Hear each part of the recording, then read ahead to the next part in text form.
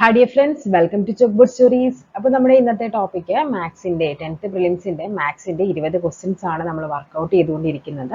ഇന്ന് 16ാമത്തെ ദിവസമാണ്, അതായത് 16ാമത്തെ ക്വസ്റ്റ്യൻ പേപ്പർ ആണ് നമ്മൾ വർക്ക്ഔട്ട് ചെയ്യുന്നത്.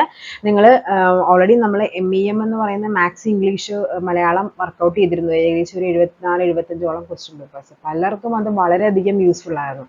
അതേപോലെ നിങ്ങൾ എന്ത് ചെയ്യുക, ഡെയിലി ഈ ഒരു ക്വസ്റ്റ്യൻ പേപ്പർ വീതം അങ്ങ് വർക്ക്ഔട്ട് ചെയ്യുമ്പോൾ തന്നെ നമുക്ക് അത്യാവശ്യം ഒരു ബേസ് മാത്സിൽ നമുക്ക് കിട്ടും. ഓക്കെ, അപ്പൊ നമുക്ക് എന്ത് ചെയ്യാം, ഇന്നത്തെ ക്വസ്റ്റ്യൻ പേപ്പർ കോഡ് എന്ന് പറയുന്നത് 135/25 ആണ്. LGS ലെവലിൽ തന്നെ ഉണ്ടായിരുന്ന ക്വസ്റ്റ്യൻ ആണ്. അപ്പൊ നമുക്കറിയാം ബെബ്കോ LDയും അതേപോലെ തന്നെ കമ്പനി ബോർഡ് LGSന്റെയും എക്സാം ഡേറ്റ് വന്നിട്ടുണ്ട്. ജൂണോ ജൂലൈയോ ആണ് എക്സാം വരുന്നത്. ജൂലൈ 18-നാണ് എക്സാം വരുന്നത്. ഓക്കെ, അപ്പൊ നമുക്ക് എന്ത് ചെയ്യാം, ക്വസ്റ്റ്യനിലേക്ക് പോകാം. ഫസ്റ്റ് ക്വസ്റ്റ്യൻ എന്താന്ന് നോക്കിക്കേ പറഞ്ഞിരിക്കുന്നത്. ഒരു സമചതുരത്തിന്റെ ഒരു വശം 3 സെന്റിമീറ്റർ ആണെങ്കിൽ അതിന്റെ വികരണത്തിന്റെ നീളം എന്താ? ഇത് സിമ്പിൾ ആയ ഒരു ക്വസ്റ്റ്യൻ ആണ്. ഇത് നമുക്കറിയാം, ജസ്റ്റ് ബേസിക് ഒരു ഇക്വേഷൻ നിങ്ങൾ പഠിച്ചു വെക്കേണ്ടതാണ്. ഇതൊരു സമചതുരമാണ് എങ്കിൽ ഇതിന്റെ വശം A ആണെങ്കിൽ അതിന്റെ വികരണം എന്ന് പറയുന്നത് A√2 ആയിരിക്കും. ഓക്കെ, അപ്പൊ നമ്മളോട് പറഞ്ഞിരിക്കുന്നത് എന്താണ്, ഈ സമചതുരത്തിന്റെ വശം 3 ആണെങ്കിൽ ഈ വികരണം ഇത് എത്രയെന്നാ ചോദിച്ചിരിക്കുന്നത്, എത്രയായിരിക്കും? 3√2 ആയിരിക്കും. ഓപ്ഷൻ ബി ആണ് നമുക്ക് ഇതിന്റെ ആൻസർ ആയിട്ട് വരേണ്ടത്. ഓക്കെ, നെക്സ്റ്റ് നോക്കാം. Mod x-1 equal to mod x-3 ആയാൽ എക്സിന്റെ വാല്യൂ എത്രയെന്നാ? ഇത് നമ്മൾ 7th 8th 9th നമ്മൾ പഠിക്കുന്നത്. SCRT ബേസ്ഡ് ആണ് ക്വസ്റ്റ്യൻസ് എല്ലാം വന്നിരിക്കുന്നത് കേട്ടോ. അപ്പൊ നമുക്ക് എന്ത് ചെയ്യാം, ഈ ക്വസ്റ്റ്യൻ നമുക്ക് എങ്ങനെ വർക്ക്ഔട്ട് ചെയ്യാന്ന് വെച്ചാൽ, നമുക്ക് ഇവിടെ എളുപ്പം എന്ന് പറയുന്നത് ജസ്റ്റ് എന്താണ്, നമുക്ക് ഇതറിയാം അല്ലെ, ഓപ്ഷൻസ് നമുക്ക് അറിയാം. അപ്പൊ അത് വെച്ച് നമുക്ക് ചെയ്ത് നോക്കിയാൽ മതി. അതായിരിക്കും കുറച്ചും കൂടി എളുപ്പം എന്ന് പറയുന്നത്. ഓക്കെ, അപ്പൊ നമുക്ക് ഇവിടെ എന്ത് ചെയ്യണം, നമുക്കിവിടെ എക്സിന് ഓരോന്നിനും വാല്യൂ സബ്സ്റ്റിറ്റ്യൂട്ട് ചെയ്ത് കൊടുത്താൽ മതി. ഇനി നമ്മൾ അറിയേണ്ടത് എന്താണ് ഈ മോഡ് എന്ന് പറയുന്നത്. ഈ മോഡിന്റെ മീനിങ് എന്ന് പറഞ്ഞാൽ അത് ഇത്രയേ ഉള്ളൂ. ഈ മോഡിന്റെ ഉള്ളിൽ എന്ത് എഴുതിയാലും, നമ്മൾ ക്ലോക്ക് പഠിക്കുമ്പോൾ പഠിക്കില്ലേ, മോഡുലസ് ഓഫ് 30h - 11/2m എന്നൊക്കെ പറഞ്ഞ്, സെയിം തന്നെ മോഡിന്റെ ഉള്ളിൽ ഇപ്പൊ മോഡ് എക്സ് ആണെങ്കിൽ അതിന്റെ ആൻസർ എക്സ് ആയിരിക്കും. മോഡ് -x ആണെങ്കിലും അത് പുറത്തേക്ക് വരുമ്പോൾ ആൻസർ എക്സ് ആയിരിക്കും. അതായത് മോഡിന്റെ ഉള്ളിൽ നെഗറ്റീവ് വാല്യൂ വന്നു കഴിഞ്ഞാലും ആൻസർ എന്തായിരിക്കും, പോസിറ്റീവ് ആയിരിക്കും. ഇതാണ് ഇതിന്റെ മോഡിന്റെ മീനിങ്. അപ്പൊ നമുക്ക് എന്ത് ചെയ്യാം, ഓരോ വാല്യൂ ഒന്ന് സബ്സ്റ്റിറ്റ്യൂട്ട് ചെയ്ത് നോക്കാം. ഇവിടെ 0 ഇട്ട് നോക്കാം അല്ലെ. അപ്പോൾ എന്ത് കിട്ടും, മോഡ് 0 - 1 ഈക്വൽ ടു മോഡ് 0 - 3 ആണോ നമുക്ക് ചെക്ക് ചെയ്താൽ മതി. 0ൽ നിന്ന് 1 പോയി കഴിഞ്ഞാൽ ഇവിടെ -1 വരും. ഇവിടെ എത്ര കിട്ടും, -3 കിട്ടും. ഇവിടെ 1 ഈക്വൽ ടു 3 എന്ന് കിട്ടും. ഇത് പോസിബിൾ ആണോ? അല്ല, ഇത് നോട്ട് പോസിബിൾ ആണ്. സോ ഇതല്ല ആൻസർ. നെക്സ്റ്റ് നമുക്ക് നോക്കാം. ഇവിടെ എന്ത് വരും, 1 ഇട്ട് കൊടുത്താൽ 1 - 1 എന്ന് പറയുന്നത് 0 ആണ്. ഇവിടെ 1 - 3 എന്ന് പറയുന്നത് -2, അതായത് 0 ഈക്വൽ ടു 2 എന്ന് കിട്ടും. അതും എന്തല്ല, പോസിബിൾ അല്ല. സോ ഇത് നമുക്ക് ആൻസർ ആയിട്ട് വരില്ല. നെക്സ്റ്റ് നോക്കാം നമുക്ക്. 2 - 1 ആണ് ഈക്വൽ ടു, ഇവിടെ എന്ത് വരും, 2 - 3 എന്ന് കിട്ടി. 2 - 1 എന്ന് പറഞ്ഞാൽ 1 ആണ്. ഇവിടെ 2 - 3 എന്ന് പറഞ്ഞാൽ -1 ആണ്. പക്ഷേ ആൻസർ പുറത്തേക്ക് എടുക്കുമ്പോൾ രണ്ടും എന്താണ്, 1 ആയിട്ട് കിട്ടി. സോ നമുക്ക് ഇവിടെ എക്സിന്റെ വാല്യൂ എന്ന് നമുക്ക് സബ്സ്റ്റിറ്റ്യൂട്ട് ചെയ്യാൻ പറ്റുന്നത് ഓപ്ഷൻ സി 2 ആയിരിക്കും. ഓക്കെ, നെക്സ്റ്റ് നോക്കാം. 2, 3, 5 എന്നിങ്ങനെ തുടരുന്ന ശ്രേണിയുടെ അടുത്ത പദം ഏത്? ഇത് തന്നെ നമ്മൾ ഇന്നലത്തെ ക്വസ്റ്റ്യൻ പേപ്പറിലും വർക്ക്ഔട്ട് ചെയ്തിട്ടുണ്ടായിരുന്നു. 2, 3, 5. അതിൽ ചോദിച്ചത് 8ാമത്തെ പദം എന്തായിരുന്നു. ഇവിടെ നോക്കിക്കേ, 3ഉം 5ഉം കൂടി കാണുമ്പോൾ നിങ്ങൾ ഇത് 3, 5 അങ്ങനെയാണെന്ന് വിചാരിക്കരുത്. ഇത് എന്താണ് തന്നിരിക്കുന്നത്, അഭാജ്യ സംഖ്യ അഥവാ എന്താണ്, പ്രൈം നമ്പറിനെയാണ് നമുക്കിവിടെ തന്നിരിക്കുന്നത്. സോ 2, 3, 5 എന്നിങ്ങനെ തുടർന്നാൽ ഇവിടെ എന്ത് വരും, 2, ഇവിടെ 3, ഇവിടെ 5. നെക്സ്റ്റ് എന്തായിരിക്കും, ഇത് ഇവിടെ 7 ആയിരിക്കും അല്ലെ. 2, 3, 5, 7, 9 ഉണ്ടോ? ഇല്ല. 10 ഉണ്ടോ? ഇല്ല. 11, 13, 17, 19 അങ്ങനെയാണ്, 23 ഇങ്ങനെയാണ് പോകുന്നത് അല്ലെ.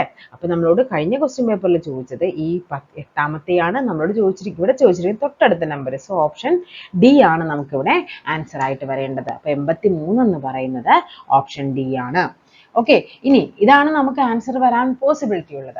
പിന്നെ ഇതിന് വേറൊരു ഇതും കൂടി പറയാം നമുക്ക്. 2, 3, 5 അടുത്ത നമ്പർ ഇവിടെ നോക്കിക്കേ. ഇതിനോട് നമ്മൾ 1 കൂട്ടി, ഇതിനോട് നമ്മൾ 2 കൂട്ടി. സോ അടുത്തത് 3 കൂട്ടാൻ നമുക്ക് വേണമെങ്കിൽ 3 കൂട്ടി 8 എന്ന് എഴുതാം. അങ്ങനെ ഒരു ഓപ്ഷനും ഇവിടെ ഉണ്ട്. സോ 2 ആൻസർ വന്നത് കൊണ്ട് തന്നെ ഈ ക്വസ്റ്റ്യൻ അവർ എന്ത് ചെയ്തു, ക്യാൻസൽ ചെയ്തു. ഓക്കെ, നെക്സ്റ്റ് നോക്കാം. ഒരു ചതുരത്തിന്റെ ചുറ്റളവ് 80 സെന്റിമീറ്ററും ചുറ്റളവ് ചതുരമാണ്. ചുറ്റളവ് എന്ന് പറഞ്ഞാൽ 2 ഇൻറ്റു എൽ പ്ലസ് ബി. ഇതാണ് ചുറ്റളവിന്റെ ഇക്വേഷൻ. ചുറ്റളവ് 80 ആണെങ്കിൽ എൽ പ്ലസ് ബി എത്രയായിരിക്കും? 80. ഇവിടെ ഗുണിച്ചിരിക്കുന്ന രണ്ടിപ്പുറം വരുമ്പോൾ ഹരണമായ 2 ആകും. എൽ പ്ലസ് ബി എന്ന് പറയുന്നത് 40 ആണെന്ന് കിട്ടി. ഓക്കെ, ബാക്കി വായിക്കാം നമുക്ക്. പരപ്പളവ് 384 ചതുരശ്ര സെന്റിമീറ്റർ. എൽ ഇൻറ്റു ബി എന്ന് പറയുന്നത് 384 ആണ്. എങ്കിൽ വശങ്ങളുടെ തുക എൽ പ്ലസ് ബി എത്രയെന്നാണ് ചോദിച്ചിരിക്കുന്നത്. അത് നമുക്ക് ഓൾറെഡി ഇവിടെ കിട്ടി, 40 ആണെന്ന്. കണ്ടോ, ഇവിടെ ഇങ്ങനെ ഒരു ഫാക്റ്റ് അവർ തന്നിരിക്കുന്നത് വെറുതെ തന്നിരിക്കുന്നതാണ്. ഒരാവശ്യം ഉണ്ടായിരുന്നില്ല അവിടെ. നമ്മളെ കുറച്ചും കൂടി എന്താണ് കൺഫ്യൂഷൻ ആക്കാൻ വേണ്ടി തന്നിരിക്കുന്നതാണ്. അപ്പൊ നമ്മൾ വിചാരിക്കും സ്വാഭാവികം നമ്മൾ ഇത്രയും ചെയ്യുമ്പോൾ തന്നെ നമുക്ക് എൽ പ്ലസ് ബി കിട്ടും, പിന്നെ എന്തിനാണ് ഇത് തന്നിരിക്കുന്നത്, അപ്പൊ അതല്ലല്ലോ എന്ന് നമുക്കൊരു ചിന്ത വരും. അതിനു വേണ്ടി മാത്രം തന്നിരിക്കുന്നതാണ്. ഓക്കെ, നെക്സ്റ്റ് നോക്കാം.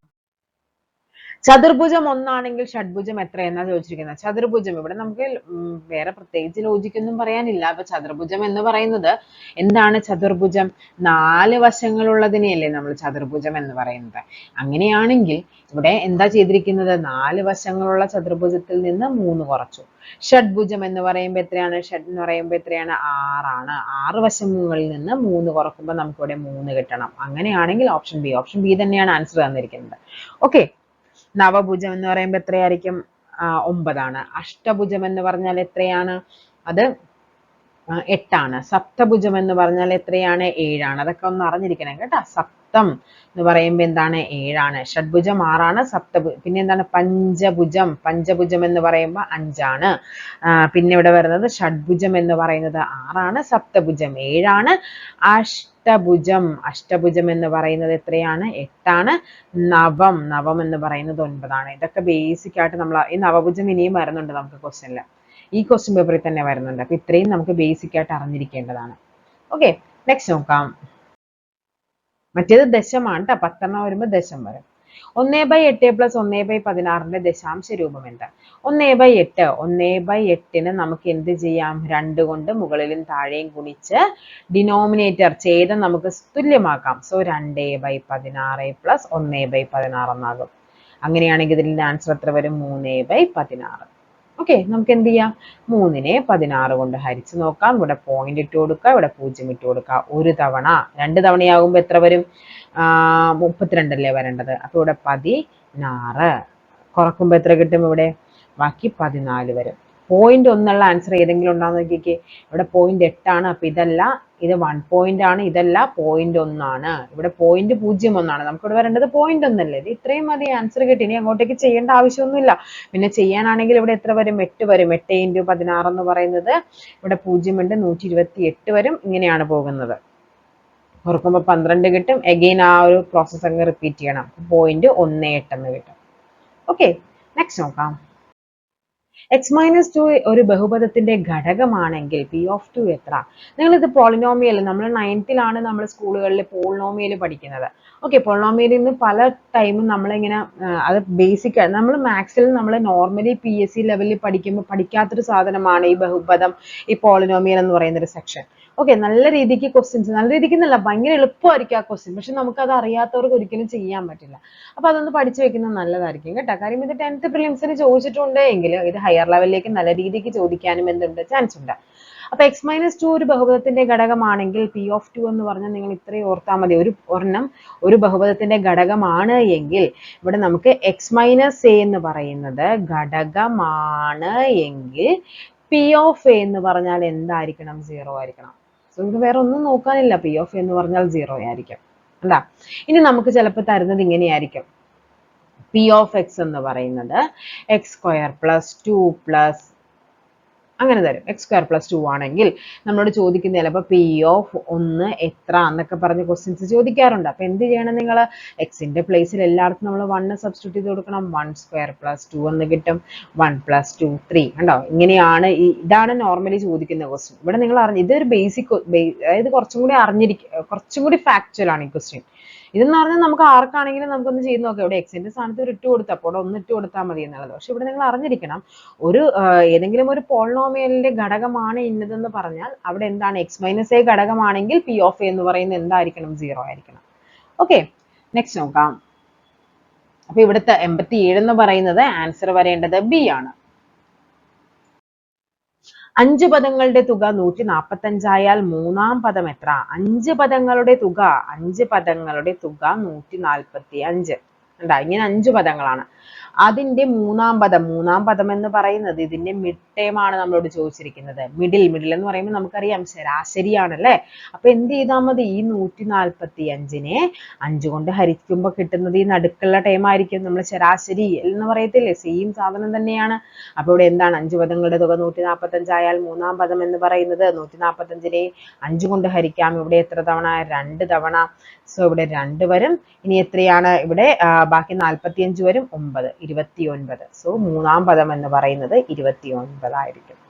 സോ ഓപ്ഷൻ എ ആണ്. പിന്നെ ഈ 5 പദങ്ങളുടെ തുക അത് തുടർച്ചയായ ഒരു ശ്രേണി, അങ്ങനെ ഒരു ഫാക്ട് കൂടി അവിടെ വേണ്ടതായിരുന്നു. കാര്യം അങ്ങനെയാണെങ്കിൽ മാത്രമാണ് നമുക്ക് അവിടെ നടുക്കത്തെ പദം എന്ന് പറയാൻ പറ്റുള്ളൂ. അല്ല, അതാണ് നമ്മൾ പറയത്തില്ലേ, മീഡിയൻ എഴുതുക, ചെറുതിൽ നിന്ന് വലുതിലോട്ട് എഴുതുക, അല്ലെങ്കിൽ വലുതിൽ നിന്ന് ചെറുതിലോട്ട് എഴുതിയിട്ട് നടുക്കത്തെ പദം കണ്ടുപിടിക്കണം. ഓക്കെ, നെക്സ്റ്റ് നോക്കാം.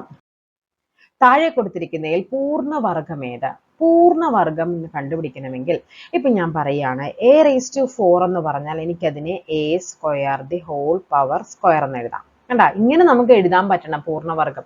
ഇപ്പൊ 25 എന്ന് പറഞ്ഞാൽ എനിക്ക് അതിന് എന്ത് എഴുതാൻ പറ്റും? 5ന്റെ സ്ക്വയർ എന്ന് എഴുതാൻ പറ്റും. ഓക്കെ, 36 എന്ന് പറഞ്ഞാൽ എനിക്ക് അതിനെ 6ന്റെ സ്ക്വയർ എന്ന് എഴുതാൻ പറ്റണം. ഓക്കെ, അങ്ങനെ ഇപ്പൊ 36ന്റെ സ്ക്വയർ എന്ന് പറഞ്ഞാൽ നമുക്ക് ഈ 6ന്റെ സ്ക്വയർ ² എന്ന് എഴുതാൻ പറ്റണം അല്ലെ? അതായത് 6⁴ ആണ്. അപ്പൊ ഇവിടെ എന്താണ് പവർ എന്ന് പറയുന്നത്? പൂർണ്ണവർഗമാകണമെങ്കിൽ പവർ എപ്പോഴും എന്തായിരിക്കണം? ഇരട്ട സംഖ്യ ആയിരിക്കണം, ഈവൻ നമ്പർ ആയിരിക്കണം പവർ എന്ന് പറയുന്നത്. ഇവിടെ പവർ ഈവൻ ആയിട്ടുള്ളത് ഇവിടെ ഏതാണ്? 5². അതായത് നമുക്കിതിനെ 5³ എന്ന് എഴുതാം.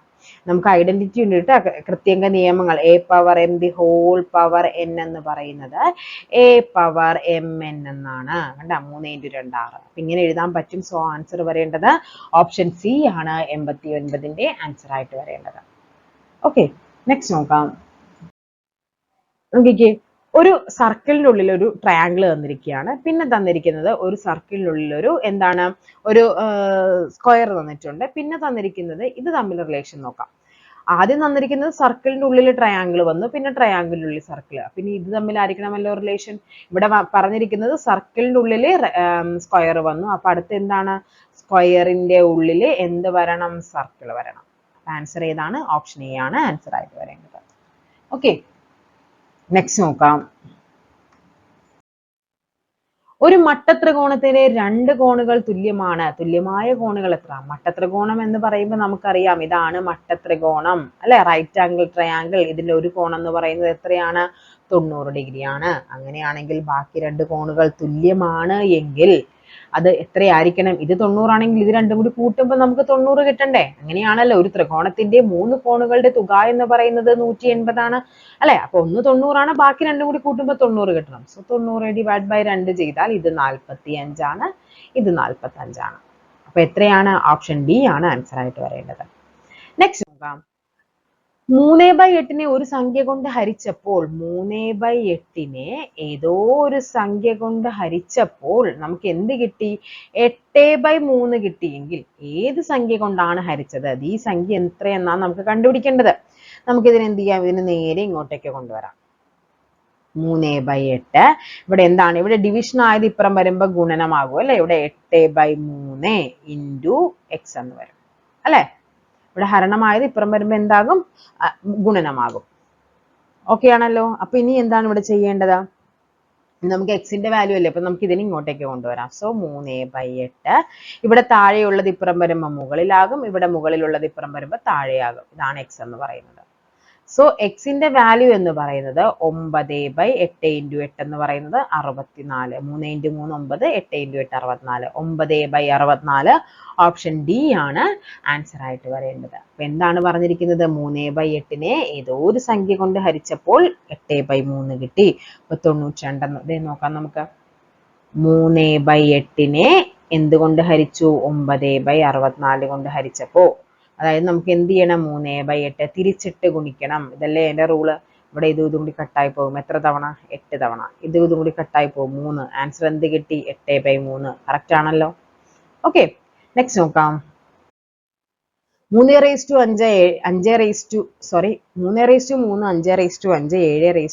ഇവ ഓരോന്നിനെയും 2 കൊണ്ട് ഹരിച്ചാൽ ശിഷ്ടം എത്ര?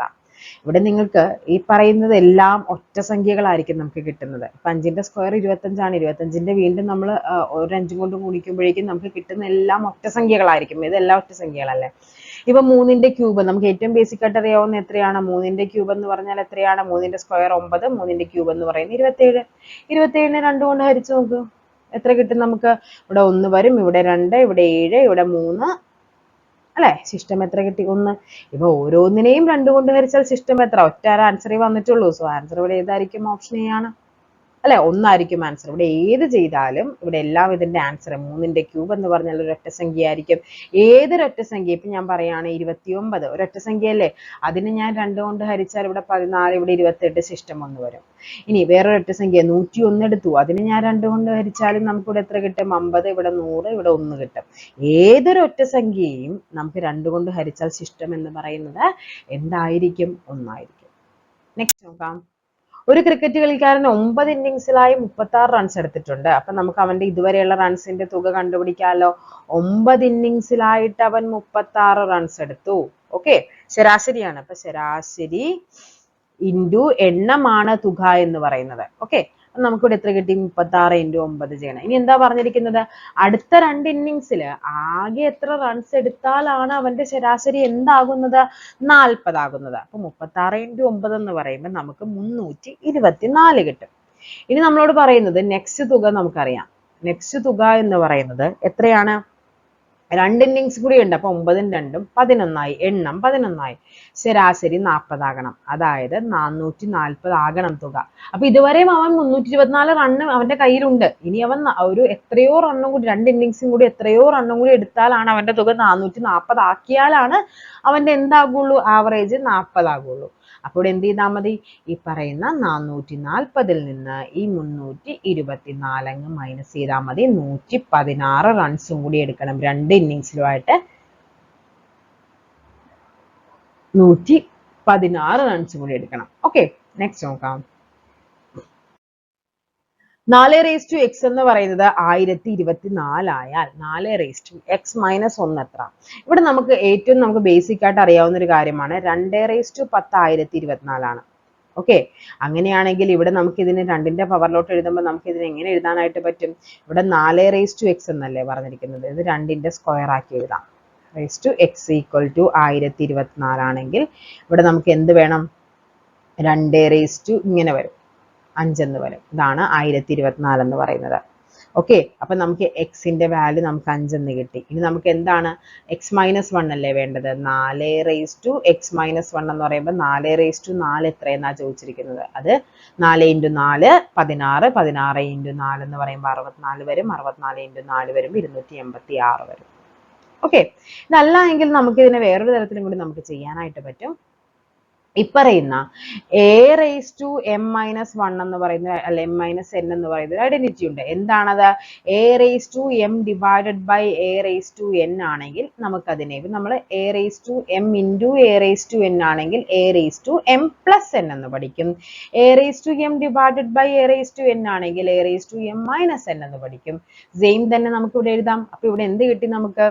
4x - 1നെ നമുക്ക് എന്ത് എഴുതാം? 4x ഡിവൈഡ് ബൈ 4x എന്ന് എഴുതാം.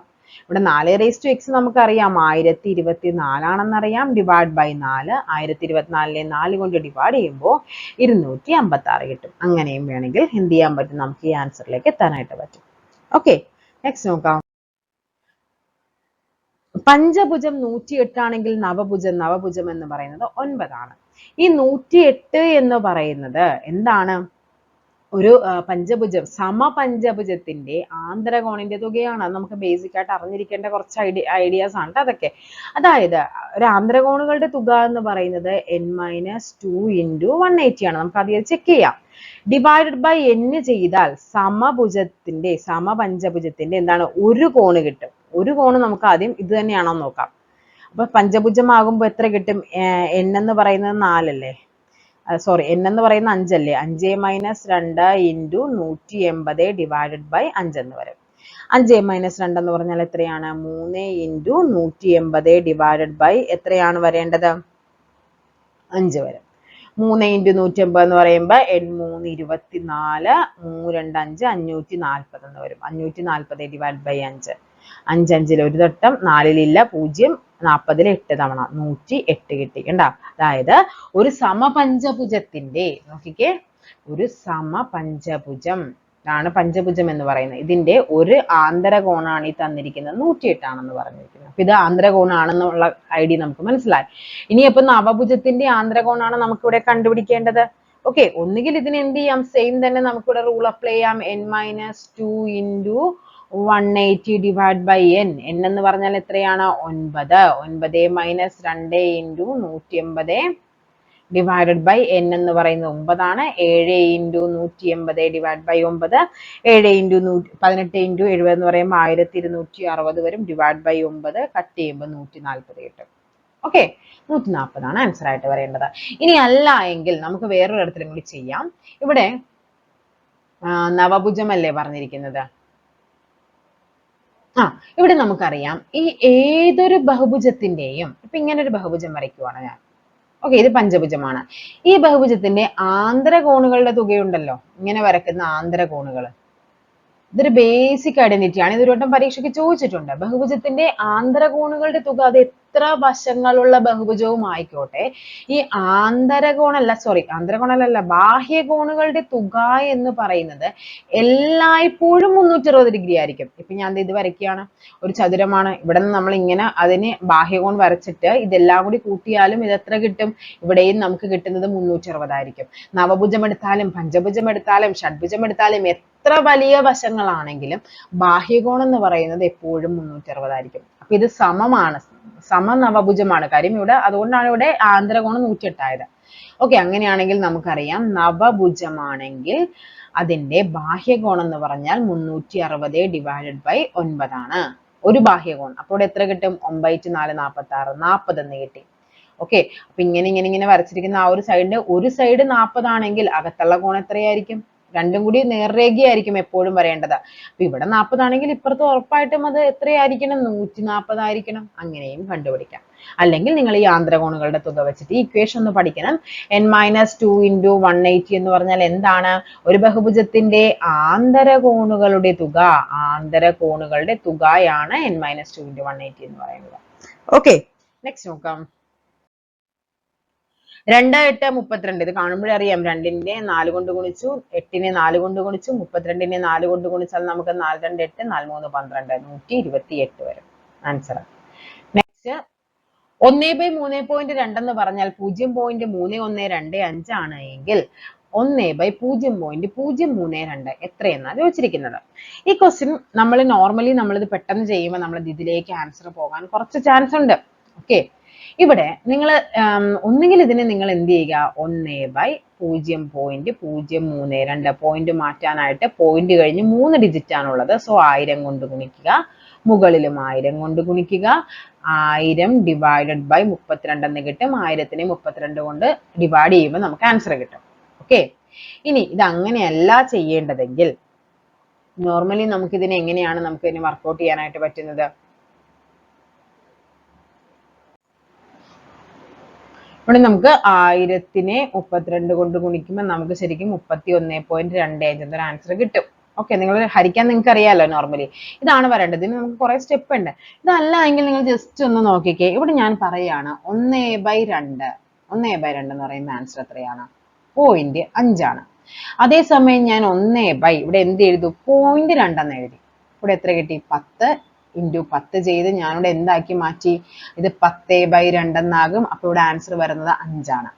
ഇനി ഞാൻ എഴുതുവാണ് 1/0.02 എന്ന് എഴുതി. സോ നമുക്കിവിടെ ഒബ്വിയസ്ലി നമുക്കിവിടെ 100 കൊണ്ടാണ് ഡിവൈഡ് ചെയ്യേണ്ടത്. 100/2 എന്ന് പറയുന്നത് 50 ആണ്. അപ്പൊ ഇവിടെ നോക്കിക്കേ, ഇവിടെ ഞാൻ 1/2 ആയപ്പോ അവിടെ 0.5 ആയി.